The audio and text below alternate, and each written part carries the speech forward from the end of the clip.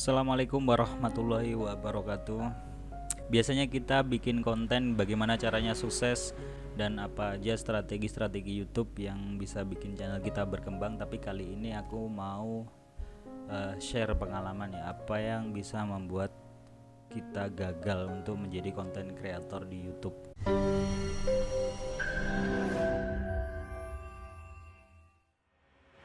Sebenarnya ini pengalamanku pribadi dan ini udah aku tulis di blogku ya. Jadi ini aku menyampaikan apa yang ada di blogku. Buat kalian yang gak pengen ngabisin kuota bisa baca di blogku. Ini sama aja apa yang akan aku sampaikan ini. Jadi sedikit cerita, aku tuh jadi pengen jadi kreator YouTube tuh dari tahun 2016 guys. Dari 2016 November, dan 5 bulan setelah itu aku nyerah guys. Udah selesai karena ya gitu-gitu aja, maksudnya progresnya tuh sangat kembang kempis dan kayaknya nggak bisa diharapkan gitu ya. Walaupun begitu, akhirnya suatu hari kita nyoba lagi dan akhirnya males lagi sampai akhirnya tahun 2019 mulai aktif lagi, pengen konsisten dan menikmati proses guys ya. Jadi apa aja yang bisa bikin kita gagal di YouTube, ini aku akan sampaikan. Dan nomor satu adalah menjadikan uang sebagai tujuan dan pengen cepet-cepet menghasilkan gitu guys ya. Ceritanya aku dulu tuh yang dipikirin, wah YouTuber uang. Jadi di sini aku menulis YouTuber memang bisa menghasilkan uang, tapi jika kalian membuat konten hanya untuk itu, bersiaplah untuk pusing dan buntu dalam menemukan ide-ide. Dan mungkin lebih buruk, mungkin kalian akan menghalalkan segala cara untuk mencapai tujuan kalian, yang beresiko channel kalian akan disuspend. Sebenarnya tidak salah guys ya menjadikan uang sebagai tujuan untuk membuat kita lebih semangat bikin konten. Tapi kalau untuk kita hanya fokus tujuannya satu tujuan cuma itu ya coba aja, kalian pasti akan stres. Gak sampai 5 bulan mungkin ya, mungkin sebulan aja udah ada kok gini-gini aja progresnya gitu ya. Nomor 2, tidak mencintai apa yang kita lakukan atau kita kerjakan. Ya begitulah guys. Nomor 1 tadi menjadikan uang sebagai tujuan, dan nomor 2 tidak mencintai apa yang kita lakukan atau kita kerjakan. Itu tambah stres lagi, mungkin gak sampai sebulan ya, mungkin 2 minggu udah ada ampun gitu ya.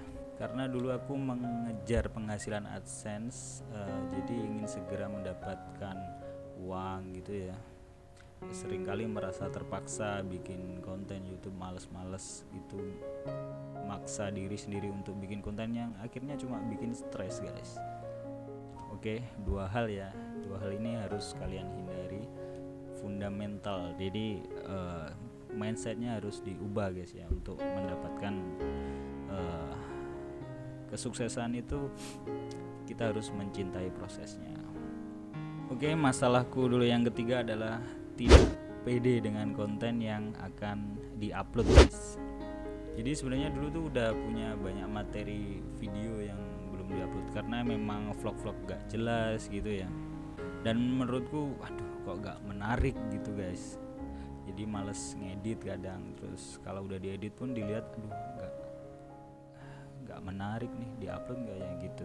Yang harus kita sadari guys, kita bukan profesional ya, apalagi YouTuber pemula yang baru mulai. Kita bukan profesional, kita bukan filmmaker, kita bukan sinematografer yang handal, yang langsung oke garapannya.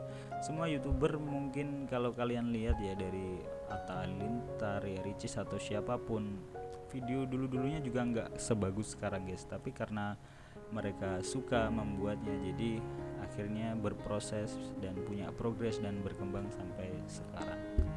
Oke, yang keempat, ini masalah yang cukup mental ya, masalah mental juga sih.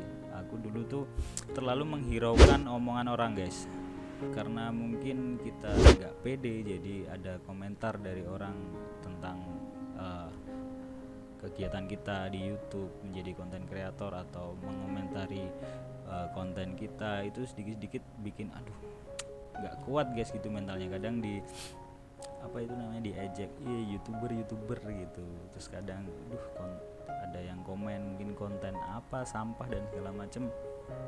Itu sebenarnya kalau kita convert menjadi motivasi, kita tuh semakin semangat guys. Tapi waktu itu yang namanya baru mulai, baru nyemplung gitu, langsung kayak patah guys ya, patah semangat gitu. Jadi udah progres nggak begitu ada, terus dicaci komentar, terus dikomentarin orang-orang sekitar gitu, diejek. Aduh, ya mungkin dari kalian ada yang udah mentalnya kuat, nggak masalah juga. Tapi ada beberapa orang yang kadang digituin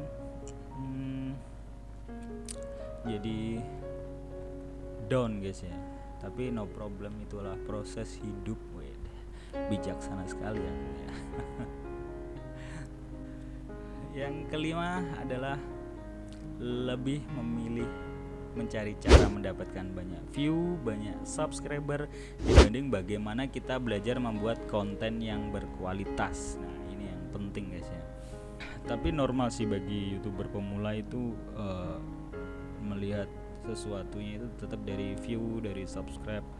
Konten ini sukses berarti viewnya banyak, konten ini sukses bisa meraih subscriber, tanpa memperdulikan sebenarnya kita memulai untuk belajar membuat konten yang berkualitas.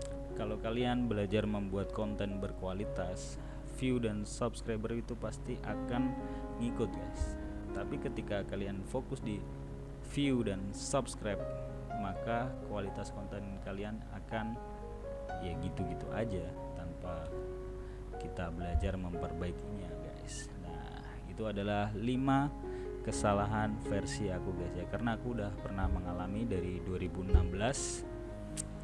sampai akhirnya vakum, sampai akhirnya aktif lagi di tahun 2019. Dan ya alhamdulillah 2019 akhir 2020 udah 2020 awal udah 1000 subscriber. Karena apa? Karena rutin sih guys.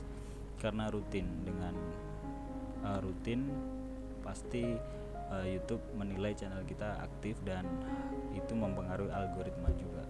Udah aku bahas juga di video sebelumnya bahwa kuantitas dan kualitas itu saling harus balance guys ya. Kualitas bagus tapi uploadnya sebulan sekali atau nggak pernah upload, ya sama aja sih sebenarnya. Jadi gitu aja konten kita kali ini, berbagi pengalaman dan siapa tahu bermanfaat buat teman-teman yang ingin jadi konten kreator. Buat kalian yang ingin belajar tentang YouTube, kita sharing-sharing, silakan komentar atau ya tanya-tanya aja. Kalian bisa follow fanpage YouTuber Indonesia Info atau Instagram youtuber.inf, dan subscribe channel ini. Dan nggak subscribe pun nggak apa-apa sih sebenarnya. Oke, thank you, gitu aja dari aku. Semoga kalian sukses dan jangan lupa konsisten. Oke, assalamualaikum warahmatullahi wabarakatuh.